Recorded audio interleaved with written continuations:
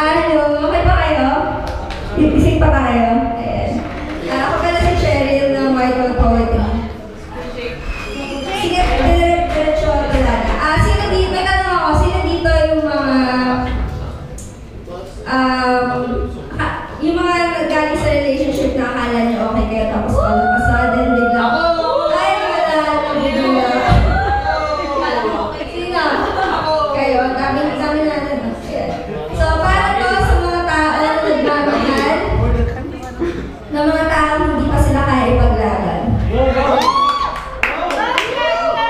Sa mga tao na nagmamahal na hindi kaya panindigan.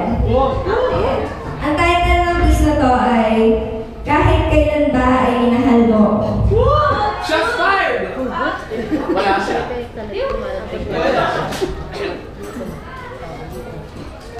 Nalalasahan ko ba?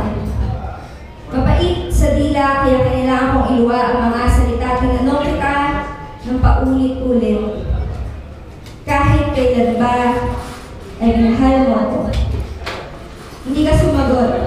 Ni isang salita ay wala kang pinalpas. Akala mo ba ay handa ang sabay natin harapin ang mundong hindi handa? Kahit kailan ba ay minahal mo ako? Noon, parati mo pinapakalman, kung nag-aalala kung kailan kita pwedeng ipakilala sa aking mga magulang. Pangako mo na sasama ka sa bahay namin. Ang sabi mo pa, ay papakilala mo ako sa iyong mga kaibigan. Pero lagi mo binibitawan ng kamay ko sa tuwing makakasalubong natin sila. Kahit kailan ba, ay minahal mo ako. Alam kong mahirap. Nakikita ko rin ang matatalim nilang tingin na kaambang putulin ang mga magkahawak nating kamay. Naririnig ko rin ang mga malaasido nilang salita pumapaso sa aking balat. Kasalanan raw ang magkaroon ng tayo. Nakakadiri raw ang paglapat ng mga labi natin. Siniksik na natin ang ating mundo sa maliit na espasyo dito kung saan ang mga tadyag ay rehas sa pagkakakilanlan ay nakagapos sa isang sulok ng dibdib. Parang nirerentahan ko ang sariling katawan sa kada araw na kailangan kitang isang tabi para maging ako sa mga mata nila. Gusto ko nang layasan ang sariling balat. Dahil wala na akong mukhang mahirap sa salamin. Tila iniiwan ako ng hangin sa tuwing kaibigan lang ang tawag mo sa akin sa harap nila at sa mga lalaking pilit nilang itinutok sa sayo, pero kapit lang, di ba? Kapit lang. Sa mga oras na marinig ko lang ang pangalan mo ay tila nakauwi na ako. Malayong malayo sa mundong para sa babae at lalaki lamang na kahit panabiling ay hindi tayo maaabot.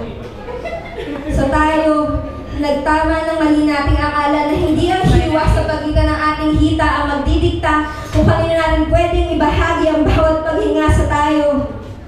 Maling nagparamdam. Nasa tamang katawan nga ang mga puso natin.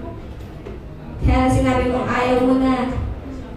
Hindi mo na kaya. Tila umurong na naman tayo sa umpisa. Kahit kailan ba, mahal mo ko. Nandito ako, mahal. Handang tumalon dahil hindi sapat ang 4 na sulok ng kwarto para sa walang humpay na palitan ng itik, kwento at sikreto at dahil tulad ni naman. Hindi natin kailangan ikulong ang sarili para lang magmahal pero nasan ka? Handa akong maghintay.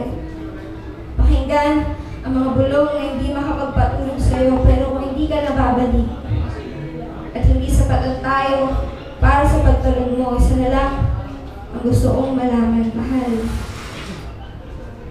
Sa huling pagkakataon, sagutin mo naman ako. Kahit kailan ba, minahal mo ako.